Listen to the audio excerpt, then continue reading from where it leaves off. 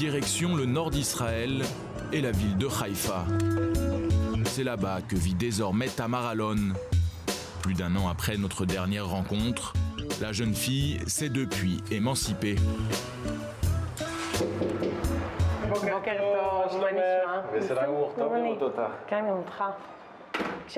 Quand on s'est vu la dernière fois, je crois que j'avais déjà une date pour une nouvelle commission où il devait déterminer mon objection de conscience. Je m'apprêtais aussi à entrer en prison pour la 6e fois.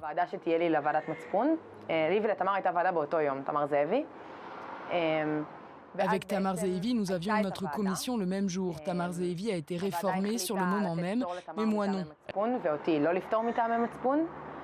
Elle a été démobilisée sur le champ et moi j'ai dû retourner en prison.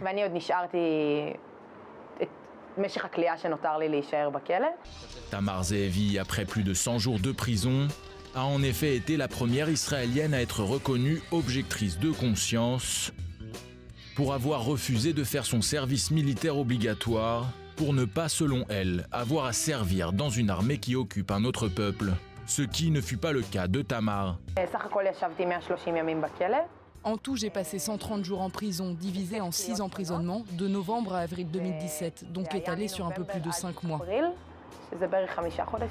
Soit plus de 4 mois de prison pour celle qui avait aussi refusé de s'enrôler dans Tsahal pour ne pas prendre part, selon elle, à une politique d'occupation militaire à l'égard des Palestiniens. Et le moins que l'on puisse dire, c'est que dans son cas, l'armée a utilisé tous les recours possibles pour la contraindre à changer d'avis. Lors de cette commission pour déterminer mon objection de conscience, quand ils ont décidé de ne pas me réformer, ils ont en même temps décidé de m'envoyer à une autre commission. Une commission qui est donc faite pour déterminer si tu es capable de t'adapter au système militaire de Tsahal.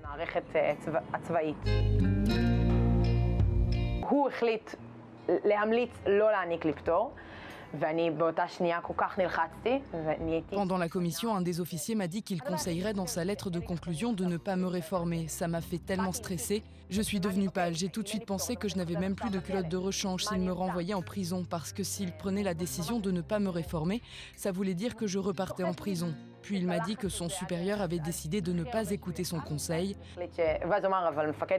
À ce moment-là, je n'étais pas sûre d'avoir bien entendu, alors je lui ai demandé ce que ça voulait dire et il m'a répondu que j'étais réformée.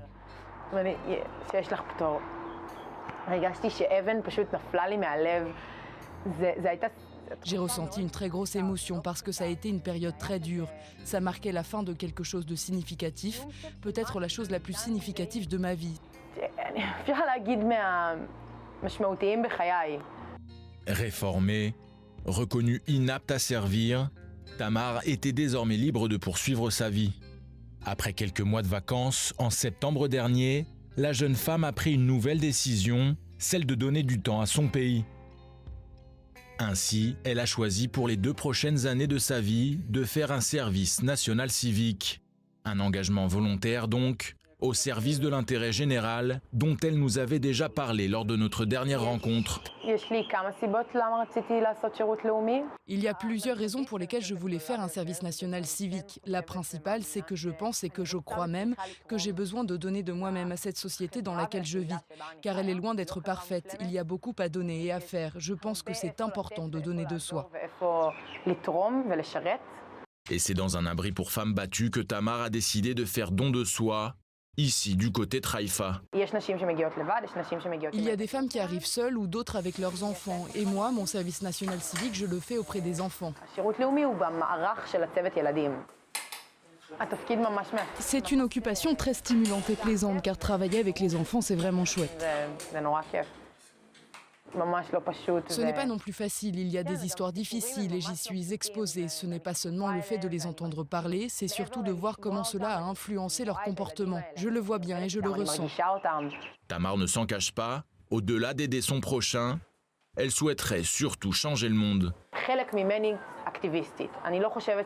Je suis engagée, je suis une activiste parce que c'est quelque chose en lequel je crois dans le but d'améliorer le monde dans lequel on vit. Donc il faut se bouger.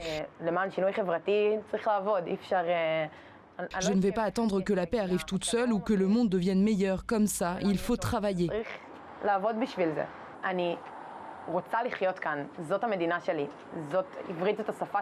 Je veux le faire ici, c'est mon pays, l'hébreu est ma langue. Tel Aviv, c'est ma maison et Haïfa aussi maintenant. Et la situation qu'on connaît, ce n'est pas ce que je veux pour mon pays. Et c'est justement pour ça qu'il faut se battre, pour arriver au changement, faire de cet endroit un meilleur endroit.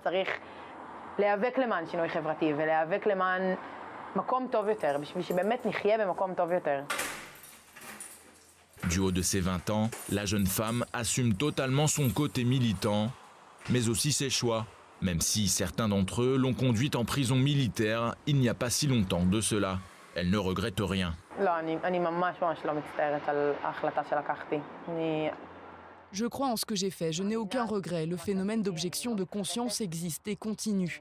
En ce moment, il y a par exemple Ayelet qui est en prison. Juste avant elle, il y avait Matan. À chaque moment donné, tu as des objecteurs de conscience qui sont en prison.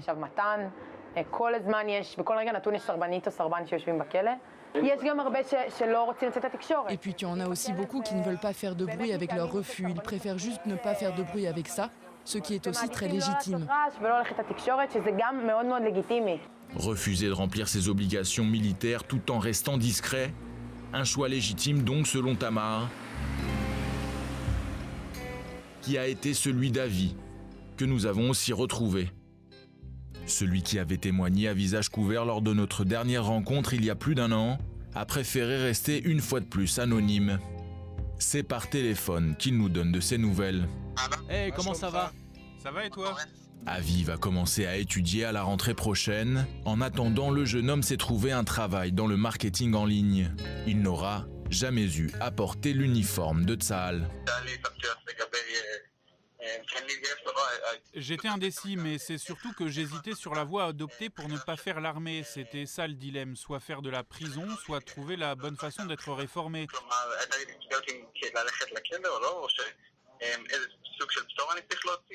En fin de compte, j'ai été libéré de mes obligations militaires après la décision du Kaban.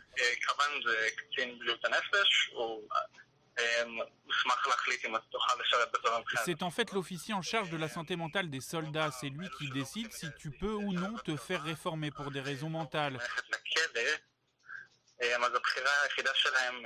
C'est le seul choix que tu as en fait quand tu ne veux pas faire l'armée et te retrouver en prison. Le Kaban doit constater que tu n'as pas les capacités mentales pour remplir tes obligations militaires.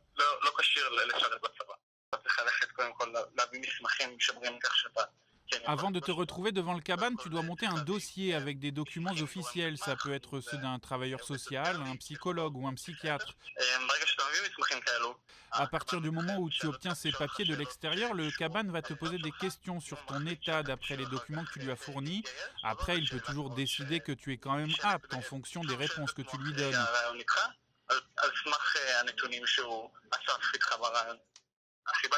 La principale raison pour laquelle je ne voulais pas faire l'armée, c'est que je suis pacifiste. Aucune autre raison. Je ne voulais pas non plus avoir à faire de la prison, donc le seul choix qui me restait, c'était de passer par le Kaban. Même si Avi n'a pas eu à passer par la case prison, se faire réformer n'a pas été une partie de plaisir non plus. J'ai dû voir plusieurs cabanes, 4 au total. Il a fallu les convaincre de me libérer. Certains étaient plus ou moins d'accord, d'autres non. Jusqu'au dernier que j'ai vu, qui m'a libéré. Ça a été un processus de 6 mois en tout. J'ai senti qu'ils voulaient me garder, que ça ne les intéressait pas de me libérer. J'ai vraiment dû leur prouver que je ne voulais pas m'enrôler. Ils ne renoncent pas si facilement. Peut-être que pour certains c'est plus facile, mais pour moi ça a été dur. À partir du moment où j'ai été déclaré inapte, ça a été une libération et j'ai pu continuer ma vie. Le jeune homme a en tout cas pu compter sur le soutien indéfectible de sa famille.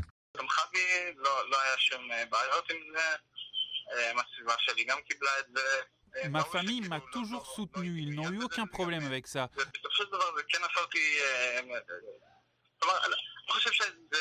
Mes proches ont eux aussi accepté ma décision, mais ça a été aussi une période difficile où j'étais souvent triste. Ça m'a touché qu'on veuille m'obliger à faire quelque chose dont je ne voulais pas.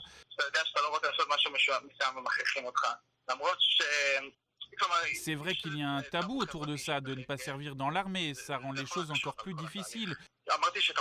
J'ai été soutenu, mais pas par tout le monde non plus. Il y en a toujours qui viennent te demander pourquoi, etc. Tu te fais critiquer, ce n'est pas forcément évident. Malgré certaines critiques, ne pas avoir rempli ses obligations militaires n'est pas source aujourd'hui de difficultés dans sa vie de tous les jours. Aujourd'hui, il n'y a plus ce genre de rapport. Je n'ai ressenti aucune discrimination, pas dans ma vie personnelle ni dans ma vie professionnelle. Plus personne ne te demande de détails sur ton service. Je pense même qu'un changement s'est opéré sur la façon dont on voit ceux qui ne font pas l'armée ces dernières années. À l'image de Tamar, Avi non plus ne regrette rien. Moi, je veux le bien de mon pays, que nous soyons en sécurité. C'est juste que je trouve que nous ne le faisons pas de la bonne façon. Et c'est aussi pour ça que je n'ai pas voulu faire l'armée. Cela fait partie de mes valeurs. Et jusqu'à aujourd'hui, je reste entier avec ma décision. Je pense que je le resterai aussi dans le futur. Visiblement, Avi n'a pas été le seul à choisir la voie de la réforme pour raisons médicales. Selon certaines ONG israéliennes, ces 3 dernières années, les réformes de ce type ont augmenté de 15%.